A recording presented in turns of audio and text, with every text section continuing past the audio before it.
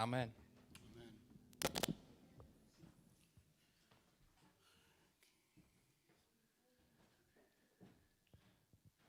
Lesa hans úr Póstalagsögunni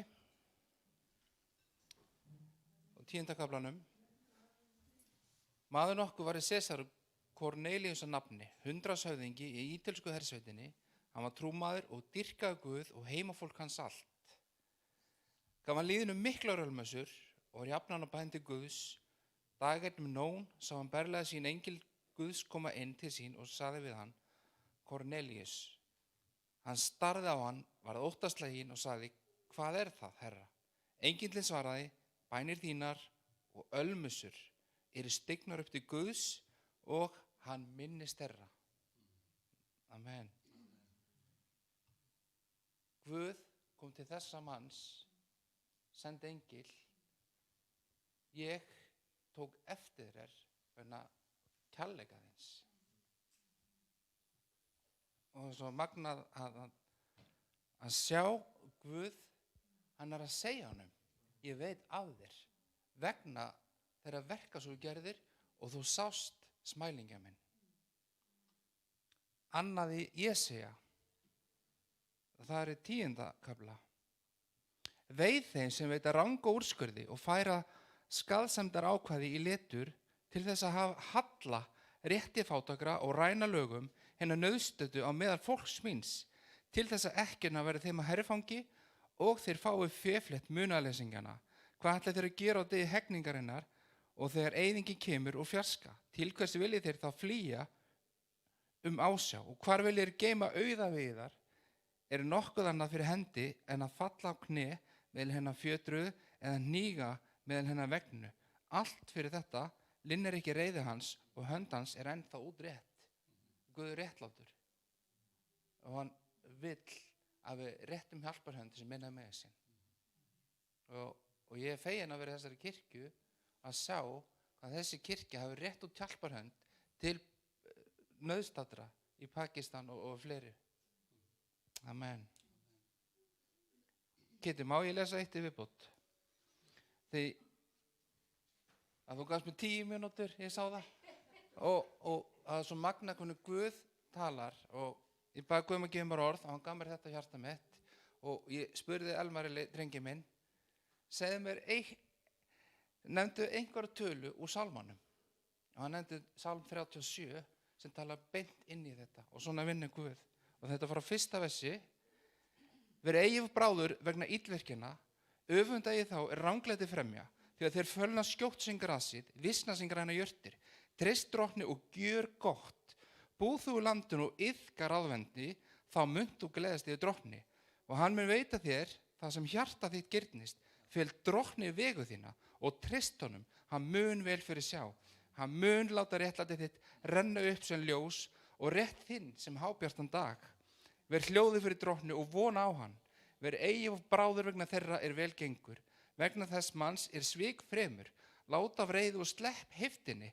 Ver eigi bráður. Það leiðir til ills eins. Illverkinir verða afmáðir. En þeir sem vona á drottin fá landi til eignar. Innan stundar eru engir guðleiðsir til framar. Þegar þú gefur gætur að stað þeirra, eru þeir horfnir. En hinnir hóvarur fá landi til eignar, gleðjast yfir ríkulegri gæfu. Óguðlegu maður býr yfir illu gegn réttlátum, nístir tönnum gegn honum. Drottinn hlær að honum. Því hann sér að dagur hans kemur, óguðlegi bregða sverðinu og benda bóga sína til þess að fella hinn hrjáða og snauða, til þess að breyta niður hinna ráðvöndnu, en sverð þeirra lendir í þeirra eigin hjörtum. Og bogar þeirra munu brotni verða, betri lítil eign réttláts manns en auðleg margra illgjarna, því að armlegur illgjarnana verður brotinn, en rétt láta stiðu drottin. Drottin þekkir dagar ráðvandra og arfleið þeirra varir að eilífu. Amen. Við sjáum óréttlætið og við sjáum í heiminum gríðalegt óréttlæti, snauðir, ríkar, en á endanum það er Guð sem hefur seinasta orðið. Og einn dag munu allir standa frammi fyrir og við veita að það er erfitt að sjá, við sjáum okkur eigin þjóðfélagi sópa sér peningum og það erfitt. Við eigum ekki öfunda, við eigum ekki reiðir. Eina sem við eigum að gera, það sem Guð leggur í hjarta, við skulum reyna að hjálpa það sem við getum hjálpa henni nauðstöðu. Það það sem Drottinn vill. Og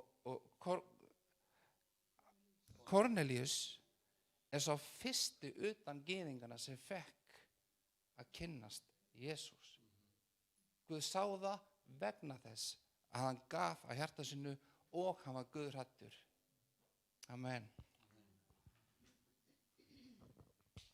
Þetta var dagskráin upp, Torfi?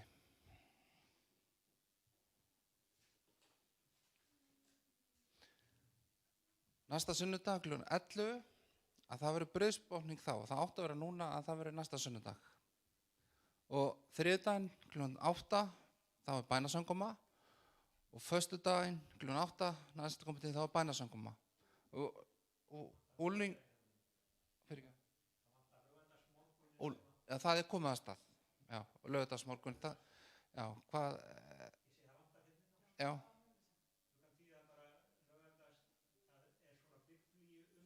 Fyrir bæði kynin, fyrir alla, allir velkomnir, amen. Úlingasanguma, kl. 8 á laugardaginn, næsta, amen. Og er einhver bænarefni, við skulum biðja til Drottins, biðja fyrir þjóðkirkjunni, amen, fleiri bænarefni, amen. Amen. Guð þekkir það.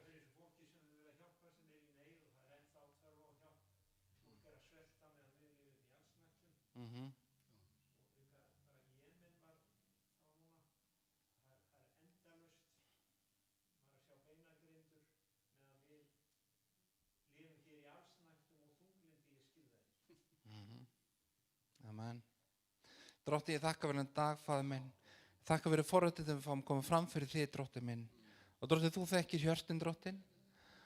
Og við biðjum fyrir þeim sem eru í Jemen að þú sendir hjálp til þeirra, Faðir minn, í Jesú nafni, að þú bara snertir hjörtið þeirra sem eiga nóg, Drottinn minn. Að þeir munu koma til, Drottinn minn, og réttu hjálparhönd, Drottinn minn. Ég bið þess að þú mun snerta hjörtið þeirra, Drottinn minn. Og við vildum mæta þeirra þörf sem þar er, Faðir. Við biðjum einnig líka fyrir atvinnuleysunni sem eru í þessu landi, Faðir minn, að þú með búið til nýja atvinnu, Faðir, og þú með reisa upp fólk með nýju hugviti, Drottinn minn, sem með sjá fleiri tækjafæri sem verða, Drottinn minn, í Jesú nafni. Og ég bið líka fyrir þjóðkirkjunni, Drottinn, ég bið þess að andi þinn og bara guðhræðsla með ég fara þar inn, Drottinn, og fólk með beðið sér fremur fyrir þér heldur en þjóðfélaginu, Drottinn minn. Þeir fremur byrja að hlýða Guði mönnum, Faðir minn, í Jesú nafni.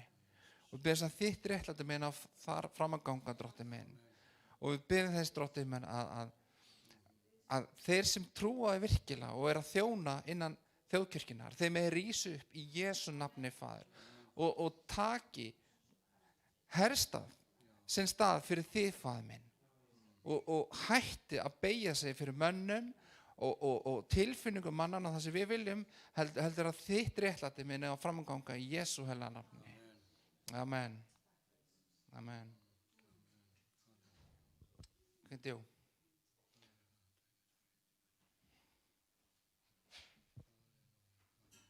You're gonna pray, my friend.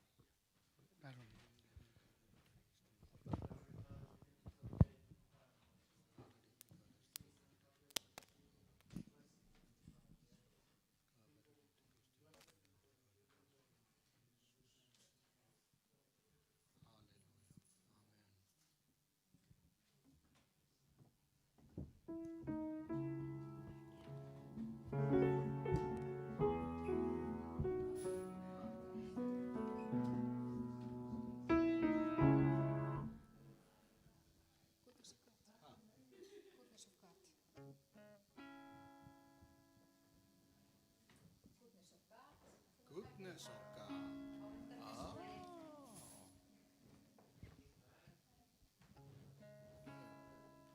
Amen. Við koma saman og ætlum að gleyma öllu sem er á baki og lyftum Jesú upp í dag. Syngjum saman þetta lag og lögin sem við erum að taka. Við erum ekki að syngja fyrir ykkur, við viljum fá að syngja með ykkur. Amen.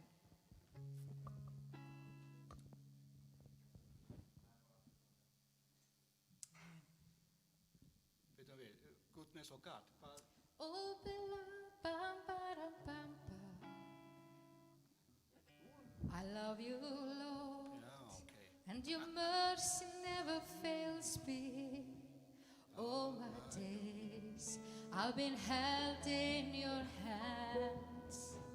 From the moment that I wake up until I lay my head, oh, I will sing of the goodness of God. Syngjum þetta einu sinni saman, byrjum. I love you, Lord. Oh, your mercy never fails me. All my days I've been held in your hand. From the moment that I wake up until I lay my head, oh, I will sing of the goodness of God.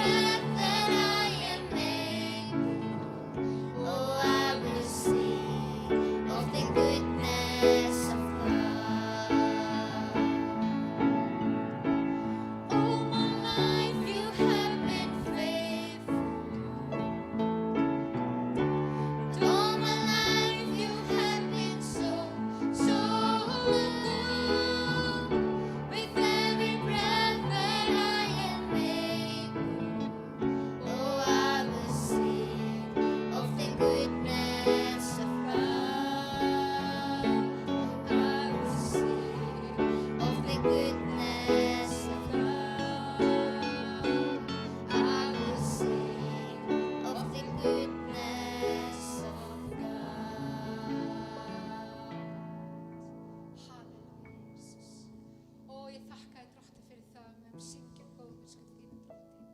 Að þú ert hér mitt á meðal okkar hér í dag drottinn minn til að styrkja okkur drottinn, til að blessa okkur heilagi Faðir. Halleluja. Syngjum þetta einu sinni. All my life. Ó, ég syngjum þetta. Halleluja, má ég heyra ykkur syngja. All my life you have been so, so good. With every breath that I am able, oh, I will sing of the goodness of God. Your goodness is running after me. Your goodness is running after me. With my life laid down, I'm surrounded now. I give you everything. Your goodness is running after me. Your goodness is running after me. Your goodness is running after me. With my life laid down, I'm surrounded now. I give you everything. Your goodness is running after me. All my life you have been faithful. All my life you have been so, so good. With every breath that I am able, oh, I will sing of the goodness of God. I will sing of the goodness of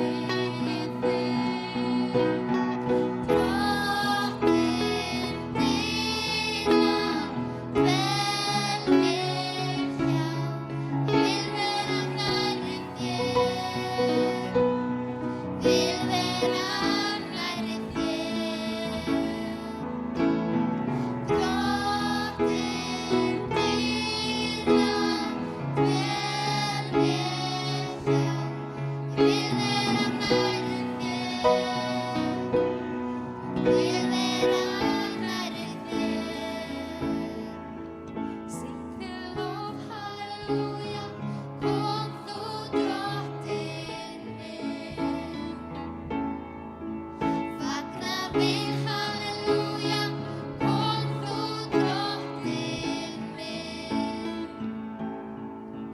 Syng þér lof, halleluja, kom þú drottinn minn. Fagna vil halleluja, kom þú drottinn minn. Syng halleluja, kom þú drottinn minn. Fagna vil halleluja, kom þú drottinn minn. Syng halleluja, kom þú drottinn minn. Kom drottinn Jesús, kom drottinn Jesús, kom drottinn Jesús, kom drottinn Jesús, drottinn dýrðar, dvel mér fjær, vil vera nærri þér, vil vera nærri þér. Drottinn dýrðar, dvel mér fjær, vil vera nærri þér, vil vera nærri þér. Drottinn dýrðar, dvel mér fjær, vil vera nærri þér, vil vera nærri þér. Drottinn dýrðar, dvel mér fjær, vil vera nærri þér, vil vera nærri þér. Syng þér lof, halleluja, kom þú drottinn minn. Fagna vil halleluja, kom þú drottinn minn. Syng þér lof, halleluja, kom þú drottinn minn. Fagna vil halleluja, kom þú drottinn minn. Syng halleluja, kom þú drottinn minn. Fagna vil halleluja, kom þú drottinn minn. Syng halleluja, kom þú drottinn minn. Kom drottinn Jesús, kom drottinn Jesús, kom drottinn Jesús, kom drottinn Jesús, drottinn dýrðar, dvel mér fjær, vil vera nærri þér, vil vera nærri þér. Drottinn dýrðar, dvel mér fjær, ég vil vera nærri þér, vil vera nærri þér. Drottinn dýrðar, dvel mér fjær, vil vera nærri þér, vil vera nærri þér. Drottinn dýrðar, dvel mér fjær, vil vera nærri þér, vil vera nærri þér.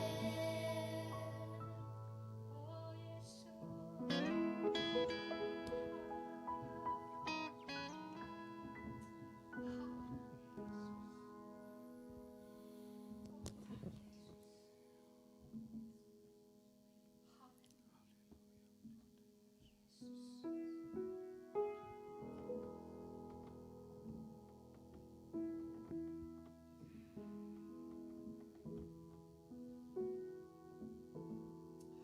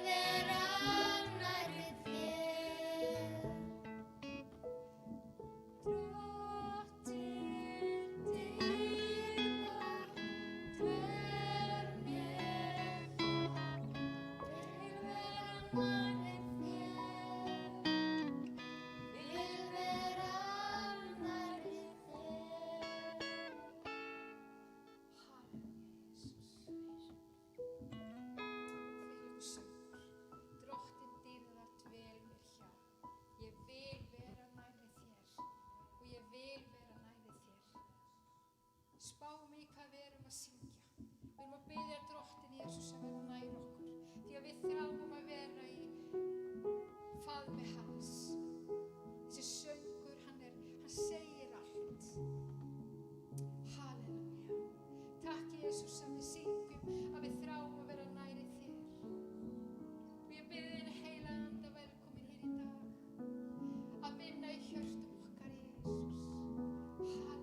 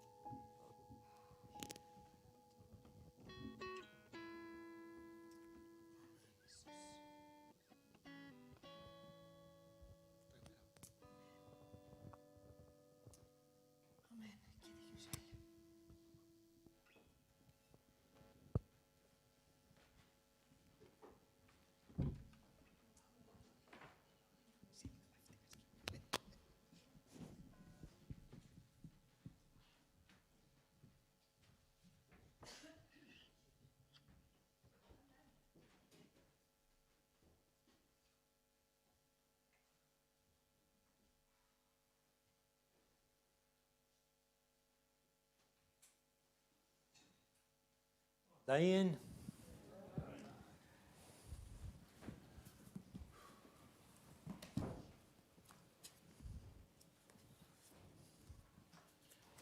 Mig langar að segja ykkur það, og kannski lækka aðeins í þarna sleðanum örlítið. Langar að segja ykkur að Jesús Kristur er í gær og í dag hinn sami. Hann er ekki strengjabrúða. Guð segir, ég hef ekki breytt mér, og það er sama hvað mennirnir reyna að gera, að hann breytist ekki. Þannig að hann er í gær og í dag hinn sami. Hann var Guð, hann er Guð, hann verður Guð. Hann er alfa, hann er omega, hann er upphafið, hann er endirinn. Það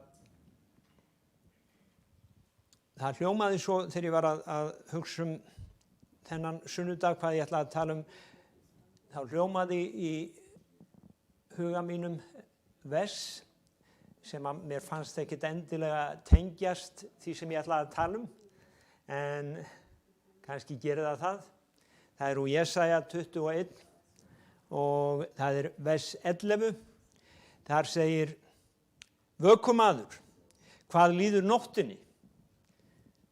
Og aftur kemur spurningin, vökumaður, hvað líður nóttinni? Vökumaður svarar, morgunin kemur, þó er nótt. Og ef þér viljið spyrja aftur, komið þá aftur og spyrjið aftur. Biblíuskýrendur eru sammála það að vita í raun og veru ekki hvað þetta vers þýðir. En ég trúi því að heilagur andi veit hvað það þýðir. Þetta var skrifað í Dúma eða Dúma og það er annað vers sem kom upp í hugan sem segir að kveldi gistir og skrátur, þetta er Sálmur 30 vers 6, en gleði söngur að morgni. Þannig að hróp vökumannsins eða spurningin til vökumannsins er í raun og veru þessi hve lengi og það sem þetta þýðir í mínum huga, drottinn hversu lengi eins og Ísrael oft spurði eins og þeir hrópuðu undir altarinu, Einhver spurði hvað verður fólk þegar það deyr. Biblían segir okkur að það fólk undir altarinu, Opinberunarbókinni 5, sem spyr Drottinn, hversu lengi Drottinn, hversu lengi þangað til þú kemur og bara tekur yfir. Og það var kannski það í hjarta mínu að hversu lengi Drottinn á allt þetta að viðgangast. Hversu lengi Drottinn. Nú, Opinberunarbókin 12, 12 segir okkur að djöfullinn, nú margir trú ekki að djöfullinn sé til og það eru eflaust suma kirkjudeildir þar sem það bannorð. En hér segir í Opinberunarbókinni, fagnið því himnar, þér sem í þeim búið, veisi á jörðinni og hafinu, því að djöfullinn stiginn niður til yðar í miklum móð, því að hann veit að hann hefur nauman tíma. Hann veit að hann hefur nauman tíma, hann veit þó það. Hann veit hver ræður, en mennirnir virðast ekki vita hver ræður. Djöfullinn nefnilega lygari, Jesús Kristur skilgreindan sem faðir lyginnar. Og hann sagði að eðli hans væri að ljúga. Og mér er svo merkilegt að þó svo að hann sé faðir lyginnar og eðli hans sé að ljúga, þá veit hann samt að Guð er Guð. Og hann veit þess vegna meira heldur en margir menn vita í dag. Af hverju? Jú, af því að honum hefur tekist að ljúga mannkynið inn í blekkingu. Og það sem að í raun og veru ég trúi að varmaðurinn vilji segja við okkur að í dag tími til þess að styrkjast í samfélaginu við Drottinn. Styrkjast í samfélaginu við Drottinn. Vegna þess að baráttan sem við eigum í, hún ekki við menn af blóði og holdi, heldur við andaverur vonskunnar, tignir og völd sem þessi persóna sem Biblían kallar djöfull notar til þess að blekkja menn og ná yfirráðum í mannheimum, eins og goðafræðin segir. En Guð að kalla sitt fólk til sín. En málið að lygin leiðir fólk afvega.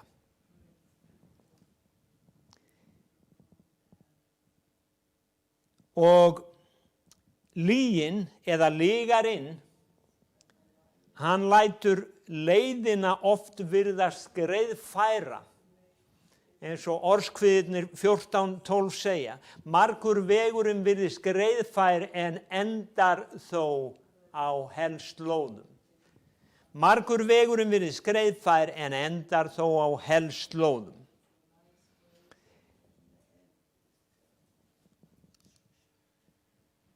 Lygin, hún leiðir líka fólk til dauða, eins og við sjáum í textanu sem við ætlum að lesa.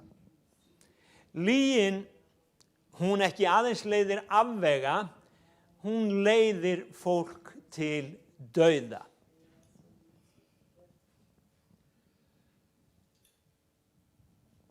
Lygin snýst ennþá að vefengja Guðs orð. Lygin snýst ennþá að vefengja Guðs orð. Hvenær byrjaði það? Það byrjaði í garðinum Eden.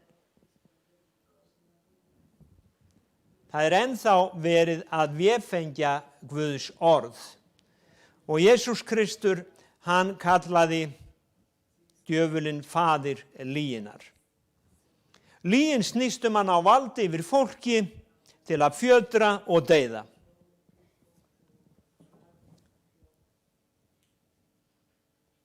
Mansal, það byrjar oftast á fallegu tilboði.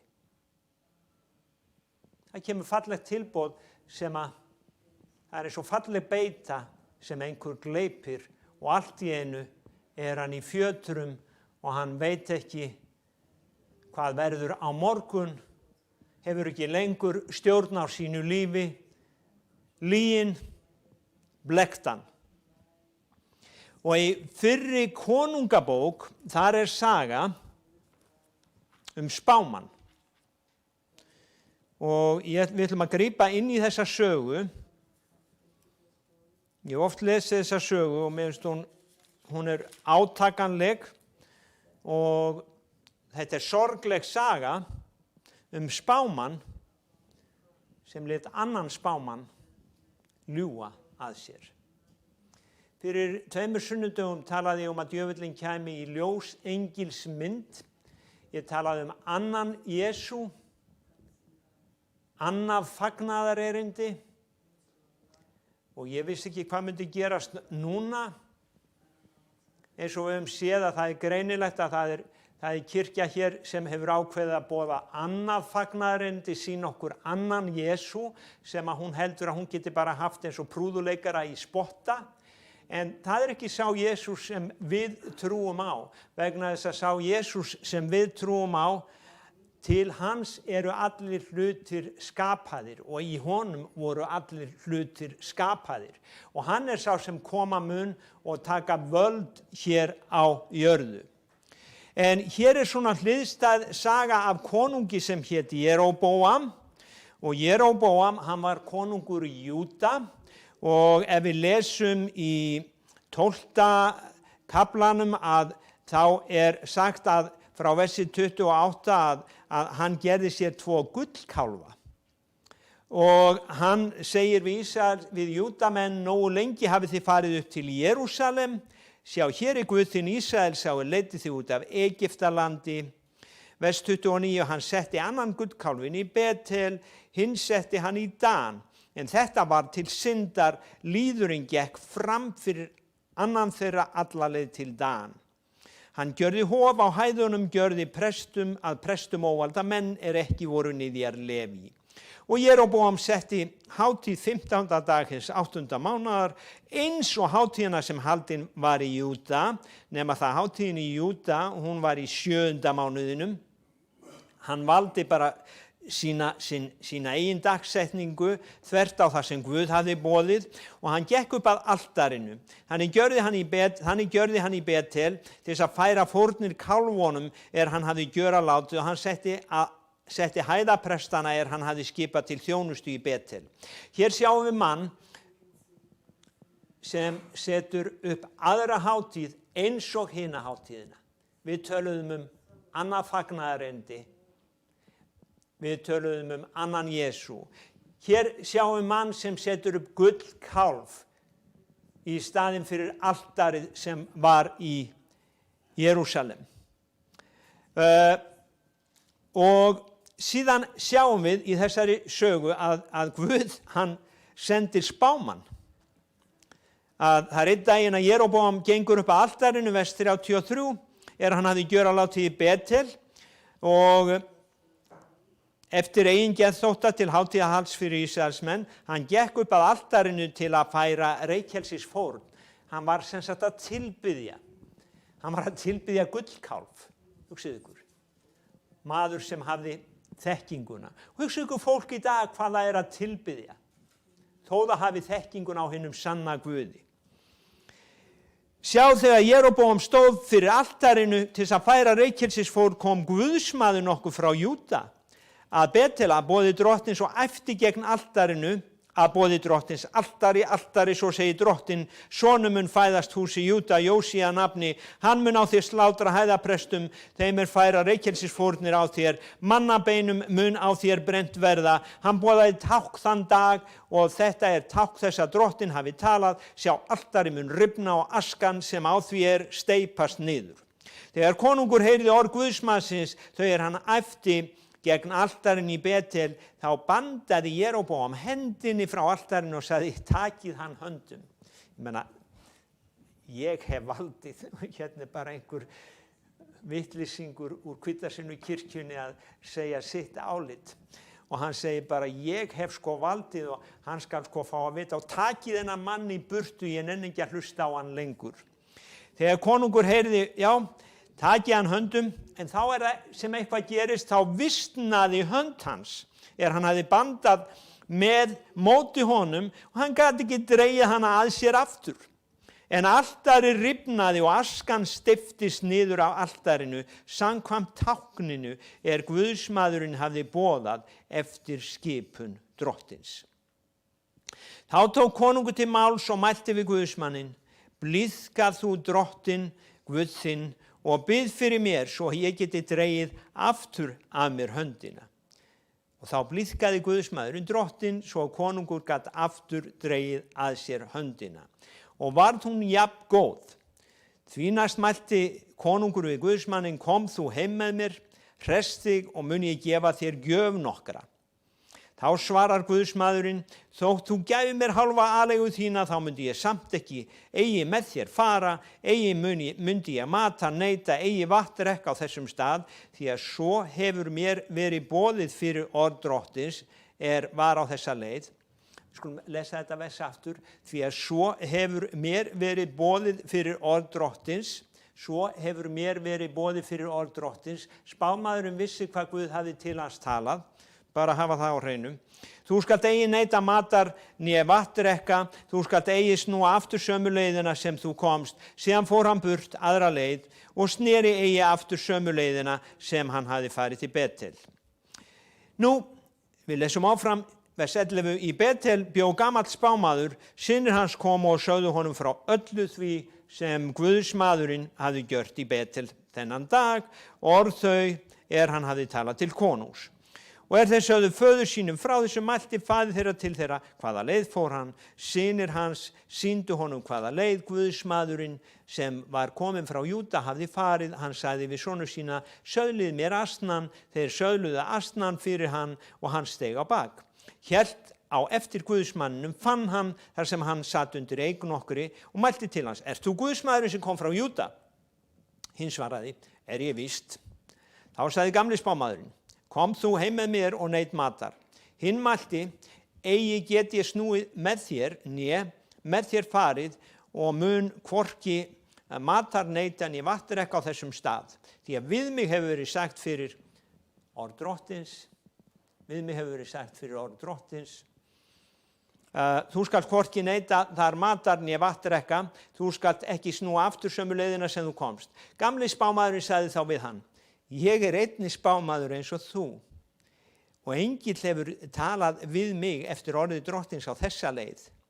Far þú með hann aftur heim að hann megi matar neyta og vatn drekka, en hann laug að honum. Þetta virkilega hitti mig, en hann laug að honum. En takið eftir hérna hvað spámaðurinn hafa tvisvar búinn að segja að drottin hefði talað til sín. Svo gleypir hann lygina af því að einhver sagðist vera spámaður. Hversu margir gleypa ekki lygina í dag af því að einhver segist vera eitthvað sem hann ekki. Einhver klæðir sig í búning sem táknar það að hann sé eitthvað sem hann síðan í raun og veru ekki. Svo lesum við söguna, hann sneri aftur, með honum neytti matar í húsi, hans drakk vatn og það þá sem að orð drottins kemur til spámannsins og okkur finnst skrítið að lesa þessa sögu. Af hverju notar svo drottin lygarann? Jú, sjáðu til að þetta svona enn þann dag í dag. Það eru menn sem boða okkur sannleikann en svo snúa þeir sér við og ljúga okkur. Þeir eru bæði að boða sannleikann og lygina. Og Jakob segir, af sama munni gengur fram blessun og bölvun, þetta má ekki svo vera, bræður mínir. Ef einhver ætlar að boða Guðs orð, þá á hann að vera þjónn Guðs og boða aðeins hans orð. Og við sjáum hér, já,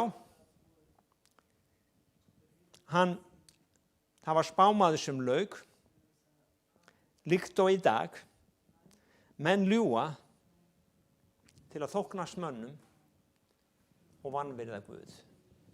Menn vilja frekar þóknast mönnum heldur en Guði. Menn vanvirða Guð til þess að geta þóknast mönnum. En oftast þegar ég hef lesið þessa sögu þá finnst mér Guð hafa verið ósanngjarn gagnvart þessum spámanni vegna þess að við lesum söguna áfram og það var ljón sem drap hana á leiðinni og síðan fór gamli spámaðurinn og jarðaði hann. Við lesum líka hérna ef við klárum þessa sögu að Jeroboam, hann gerði ekki iðrun þó svo að höndin hefði visnað, Guð hefði læknað hann, þá heyrði hann samt ekki Guði. Og þegar ég les þessa sögu, þá finnst mér þetta svo líkt því sem að gerast í dag. Það er alltaf ef að það kemur jafnvel plága og já, Guð vill ná til okkar, svo er plágan farin og þá heldur fólk bara áfram sínu lífi, lífi gengur sinn vanagang. Þetta, já, hendin, ætli hún hafi nokkuð visnað. Nei, ætli það hafi ekki bara verið sjónkverfing hjá spámanninum. Jeroboam hefur örugglega samfært sig, svo hefur hann haldið áfram að tilbiðja sinn gullkálf og sem sagt óhlýðnast Guði. En ég sagði að var Guð óréttlátur að leyfa þetta? Hérna, það er eins og lygarinn sleppi, en sannorðið spámaðurinn deyr. En með sannorða spámaninn og með þig og mig, við þurfum að velja og við þurfum að meta hverjum við ætlum að trúa. Hafi Guð talað til okkar, þá megum við ekki láta einn eða neinn segja okkur öðru vísi. Ef að Guð hefur gefið þér orð, og ef að við höfum verið uppfrædd og grundvölluð í Guðs orði, þá eigum við ekki að láta einhvern koma bara og ljúga að okkur. Vegna þess að það hefur valdið mönnum dauða. Það var ekki endilega Guð sem drap þá, heldur var það lygin sem leiddi þá til dauða. Þannig að þessi saga, hún segir mér það að Guð, hann er réttlátur og Guð, hann er ekki maður að hann ljúgi eða gangi á bak orða sinna. Hann hafði sagt spámanninum að hvað hann ætti að gera og hann hafði sagt honum að hvað væri rétt og hvað væri satt. En spámaðurinn, hann í raun og veru mat ekki rétt og hann valdi það að trúa lyginni. Og það varð hans dauðdagi, því miður. Þannig að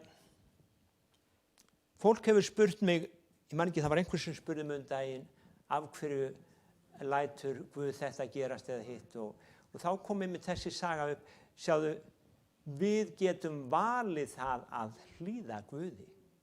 Biblían segir, ef við hlýðum Guði, ef við leitum hans fyrst hans ríkis og réttlætis, þá mun allt annað veitast okkur að auki. Við getum valið að hlýða Guði eða við getum valið að óhlýðnast Guði og þá er okkar líf í, eins og segir á góðri enskri íslenskru, í mess.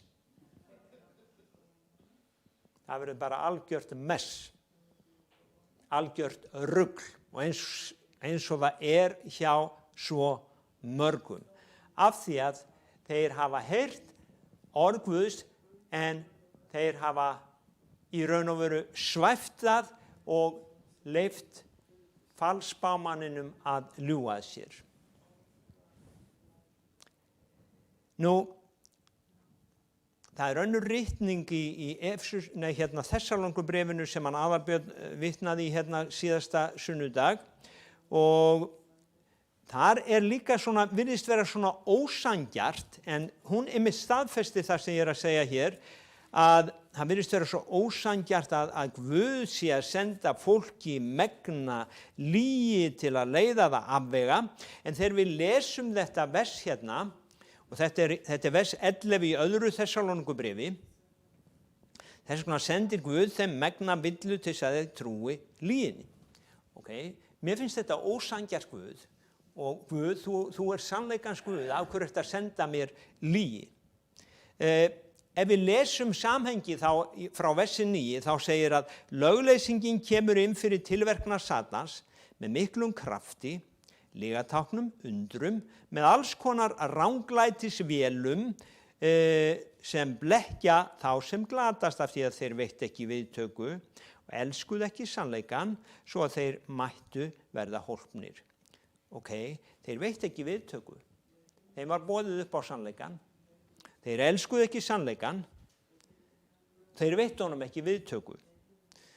Rómverjabréfið 1. kafli og vers 21 eða 2 orðar þetta svona: þeir þekktu Guð en hafa samt ekki vegsamaðan eins og Guð. Þeir þekktu hann, þannig þeir þekktu sannleikan en þeir vegsumuðu hann ekki, þeir tóku ekki við honum. Svo segir sama kafla: reiði Guðs opinberast, vers 18, af himni yfir öllu guðleysi, rangsleitni þeirra manna er kefja sannleikan. Það var ekki nóg að þeir þekktu sannleikan, sáu sannleikan, heldur nú breiða þeir yfir sannleikan svo að aðrir get ekki séð sannleikan og þeir ýta sannleikanum út. Þeir ýta honum út og kæfan með rangsleitni. Svo lesum við í versi 25 að þeir hafa skipta á sannleika Guðs og lyginni. Og hvernig gerist það? Jú, þeir göfga og dýrka hið skapaða. Sjáðu, hefur einhver tíma verið meiri mannadýrkun eða líkamadýrkun, sjálfsdýrkun heldur en einmitt núna? Sko ég og mitt mig frá mér til mín og fólk að sýna líkama sinn í öllum gerðum og svo er Jesús bara lítil dúkka sem að ég held á svona bara í hendinni og veifa. Ég meina, þeir skiptu, þeir gerðu, hann segir hérna, þeir urðu heimskingjar. Þeir hafa skipt á sannleika Guðs og lyginni göfgað og dýrkað hið skapaða í stað skaparans, hans sem er blessaður að eilífu. Þeir veita sjálfum sér virðingu og vanvirða Guð. Þeir veita sjálfum sér virðingu og vanvirða Guð. Guð hins vegar ber virðingu fyrir manninum. Munið eftir Jesú Kristi á sínum síðustu metrum. Ég myndist á það hérna daginn. Þegar hann bar virðingu fyrir þeim sem sveik hann. Hann hreytti ekki í hann ónotum, hann bar virðingu fyrir honum og hann sagði: far þú og gjör það sem þú þarft að gera. Og þegar hann kom með hermónunum, þá sagði hann: hví ertu hér, vinur? Hann sýndi honum virðingu. Þannig að við sjáum að Guð, við erum sköpuð í Guðs mynd og óvinnur okkar djöfullinn gengur sem öskrandi ljón af því að hann veit að hann hefur skamman tíma og Guð kallar líka til okkar en við höfum orðið kynslóð sem var eins og kynslóð Pílatusar sem sagði: hvað er sannleikur? Pílatus sagði: hvað er sannleikur? Og ég get alveg séð okkar Pílatus að segja: sannleikur? Er það nýtt app? Er það Android eða virkar það líka í Apple? Meina, hvað er sannleikur? Fólk orðið svo gegnsósa af lyginni að það veit ekki og þekkir ekki lengur munin á réttu og röngu. Meira sem eins og Jesaja segir, það lyftir upp hinu ranga og segir að það sé rétt. Man ekki hvernig Jesaja 5:20. Þið getið lesið það heima. Við höfum kynslóð sem ekki lengur þekkir sannleikan. Árið 1999 þá var grein í blaðinu Economist sem hét minningargrein Guð. Af því að Guð var nefnilega dáinn. að mati hans sem skrifaði greinina. En það vildi ekki betur til en svo að 10 árum seinna skrifar aðal ritstjóri sama blaðs bókina Guð er kominn aftur. Guð er kominn aftur. God is back. Þannig að á sama tíma og lygin flæðir kemur inn eins og flóð, þá eru góðu fréttirnar þær að Guð er ennþá Guð og hann segir í Malaki, ég hefi ekki breytt mér. Ég er hinn sami í gær og í dag. Ég drottinn hefi ekki breytt mér. Ég drottinn hefi ekki breytt mér. Jesaja segir, þegar myrkur grúir yfir jörðinni, þá rennur ljós upp yfir þér. Þannig að við höfum val. Við höfum val í dag. Við getum valið að trúa lyginni, fylgja fjöldanum til illra verka eins og ritað einhvers staðar. Leiðin virðist svo greiðfær og ljúf, margir fara hana, en flestir sem fara þessa leiða, þeir finna skyndilega tók. Veiðimaðurinn, hann byrjaður að draga og þeir upplifa sig fjötraða fasta og þeir eru dregnir inn í myrkrið, lengra inn í myrkrið. Vegna þess að lygin, hún alltaf til að blekkja. Nú, eða við getum valið að trúa sannleikanum. Sannleikurinn setur okkur frjáls, segir Biblían. Sannleikurinn sá kraftur sem gerir mannin frjálsan. Sannleikurinn kraftur. Og sannleikurinn líka ljós. Og við veitum það að í samanburði við myrkur ljósið miklu sterkara. Ljósið miklu sterkara. Bara ef við kveikjum á ljósinu, ef við veljum sannleikan, að þá kviknar ljósið. Sér hver sem velur sannleikan, þá kviknar ljós. Og ég sagði að það svo margir sem að berjast við þunglindi, berjast við alls konar andlega sjúkdóma. Af hverju ekki að hleypa ljósi Guðs inn? Leyfa hlýða orði drottins, hleypa ljósi Guðs inn.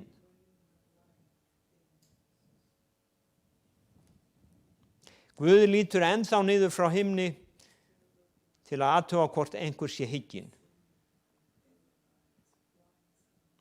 Og þetta í sambandi við að hlýða drottni og að kannski upplifa, vegna þess að þegar ég segi þetta að margir að þjást af þunglindi og fólk segir þá, já, ég er búin að reyna, þetta kemur alltaf aftur.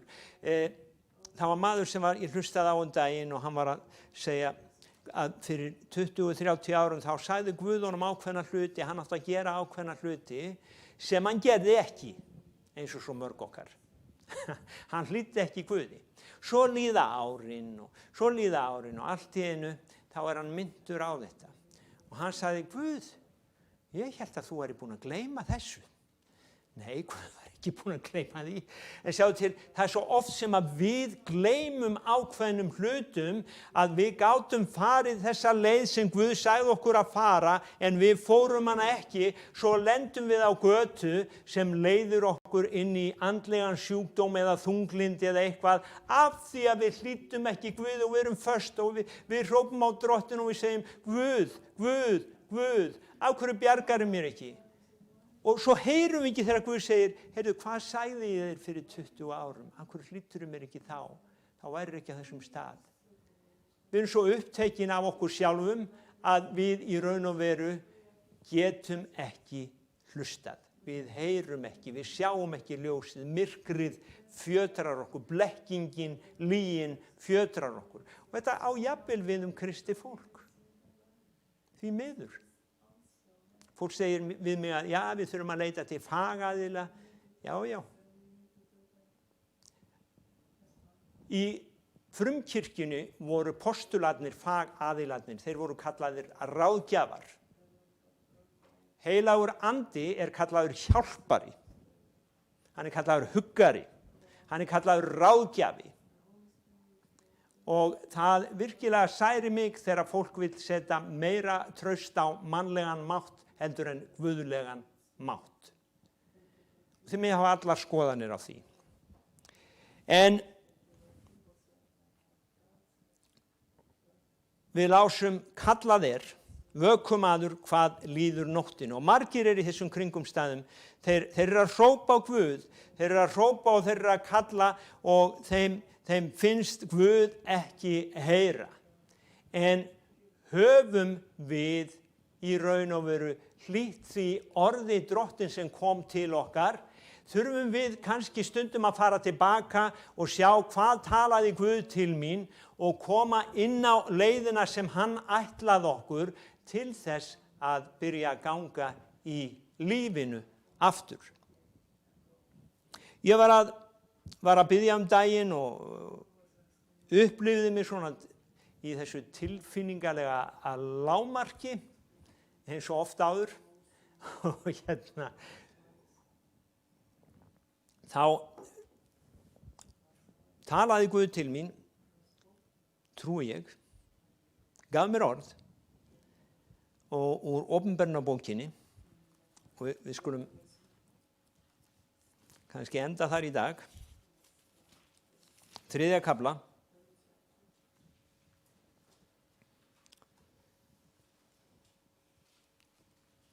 Og þetta eru versin til Fíladelfíu og þessi kirkja heita einu sinni Fíladelfía, þannig að það allt í lagi. Þetta segir sá heilagi, sá sanni sem hefur lykil Davís, sem lýkur upp, svo enginn læsir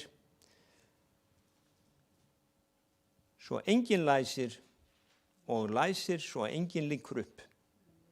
Já, þannig að hann lýkur upp svo enginn læsir, svo getur hann læst, svo enginn ljúki upp. Ég þekki verkin þín, sjá ég láti dyr standa opna fyrir þér sem enginn getur lokað. Okay? Þú lítinn mátt. Já, ég vissi það, hann þurfti ekki að segja mig það. Þú lítinn mátt. En hefur varðveitt orð mitt, ekki afneita nafni mínu. Og sjáðu til, þú þarft ekki mikinn mátt til þess að varðveita orð Guðs eða hlýða. Það þarf ekkert superpower til að hlýða orði Guðs. En svo segir hann, ég skal láta nokkra samkundur Satans sem segja sjálfa sig vera gýðinga en eru það ekki heldur ljúga. Ég skal láta þá koma og kasta sér fyrir fætur þér og láta þá vita ég elska þig. Af því að þú hefur varðveitt orðið þolgæði mitt mun ég varðveita þig frá reynslu stundinni sem koma mun yfir alla heimsbyggðina. Til þess að reyna þá sem á jörðinni búa. Ég kem skjótt. Haltu fast því sem þú hefur. Haltu fast því sem þú hefur, þess að enginn taki kórónu þína. Þannig sigrar mun ég gera stólpa í musteri Guðs míns, hann skal aldrei þaðan útfara, á hann mun ég rita nafn Guðs míns, nafn borgar Guðs míns, hinnar nýju Jerúsalem kemur af himni frá Guði mínum og nafnið mitt hið nýja. Haltu fast. Og það einmitt þetta, ég var að tala við ungan mann í morgun og ég sagði að Guðs orð okkar haldreipi. Það eins og við séum ef við erum í strætisvagni sem að beygir ört til hægri og vinstri og við höfum ekki til að halda í að þá bara veltumst við til og frá og kannski veltum öðru fólki koll. En ef við höldum í haldreipið að þá stöndum við stöðu og þetta eins með tilfinningarlíf okkar, það sem æðir á okkur ef við höldum í haldreipið og hann að segja okkur að halda fast á þessum dögum í haldreipið sem Guðs orð, styrkjast í samfélaginu við hann núna og halda bara fast, þá, hvað gerist þá? Þá höldum við kórónu okkar. Kóróna þýðir vald. Og það eru margir hættir að tala það að það líf eftir þetta líf. Og annarkvort ríkjum við með Kristi eða við ríkjum ekki. Kórónan fyrir þá sem ríkja með Kristi, trúi ég. svo enginn taki kórónu þína. Svo kemur þetta. Á hann mun ég rita nafn Guðs míns og nafn borgar Guðs míns. Og ég var að miðla þessu hérna á bænastundum daginn og ætla að lesa aftur hinn versin. Opinberunarbókin 14. Opinberunarbókin 14. 1. En sá ég sín, lambið stóð á Síónfjalli með því 144.000 sem höfðu nafn þess og nafn föður þess skrifað á ennum sér. Það voru 144.000 sem höfðu nafn föðurins og nafn lambsins á ennum sér. Opinberunarbókin 22:4. Þeir munu sjá ásjónu hans og nafn hans mun vera á ennum þeirra. Hvað sjáum við á Facebook í dag? Það er allir að posta þessu og hinu með merki dýrsins á ennið þitt eða höndina og þetta og bla bla. Sjáðu til, ég ætla ekki að vera upptekinn af því, en þetta hittir mig svo að það er, sjáðu til, hver ætlar að skrifa eitthvað annan nafn þegar hans nafn er innsiglað á enni mitt? Þegar nafn föðurins og nafn lambsins er í andanum skrifað á mitt enni, hvað ætla djöfullinn að gera? Ég meina, það er ekkert sem hann getur gert. Hann getur ekki hrifið neitt úr hendi drottins Guðs. Og það er sögna sama þó að hversu mikið lygin flæðir og hvað æðir, að ef við höfum nafn hans á ennum okkar, að þá snertir hinn vondi okkur ekki. Hann snertir okkur ekki. Og heyr kallaðir, hver sem eyra hefur að heyra, hann heyri hvað andinn segir söfnuðinu. Og ég trú að andinn segir, komið til mín, dveljið í orði mínu. Dveljið í orði mínu. Ef þér eruð í mér og orð mín eru stöðug í yður, þá eru þér sannir lærisveinar mínir og sannleikurinn mun gjöra yður frjálsa. Og það er ekkert sem jafnast á við það að vera frjáls á þessum dögum. Vera bara frjáls. Vera frjáls. Stormurinn, hann í andaheiminum, að þá er stormur, það eru tignir og völd eins og við lásum, og hann blæs, en sá sem situr í skjóli hins hæsta, hann er stöðugur. Hann er stöðugur. Og Jesús, hann segir í Matteus, sá sem stöðugur er allt til enda, hann mun hólpinn verða. Þannig að lygi, hvað er það? Það er undir fótum okkar. Í Jesú nafni. Faðir, ég bara þakka þér fyrir orðið þitt. Þakka þér fyrir það að þú ert sannleikurinn. Þakka þér fyrir að þú ert vegurinn. Þú ert sannleikurinn. Þú ert lífið. Og Drottinn, ég þakka þér fyrir það sannleikurinn sem setur fangana frjálsa. Og hafur verið bundin af lygi, þá er sannleikurinn sem setur þig frjálsan í dag. Ef að lygi hefur fjötrað hugarheimðinn, komdu þá til Jesú og leyfðu honum að leysa þig. Leyfðu honum að taka af þér fjötrana, leyfðu honum að koma inn í hjartað þitt, inn í sálarlífið, inn í hugaðinn, leyfðu hans hugsunum að verða þínar hugsanir. Leyfðu hans hugsunum að verða þínar hugsanir. Drottinn blessi þig, Drottinn varveiti þig, Drottinn láti ásjónu sína lýsa yfir þig, Drottinn sé þér náðugur, Drottinn upplifti sínu augliti yfir þig og gefi þér frið. Amen.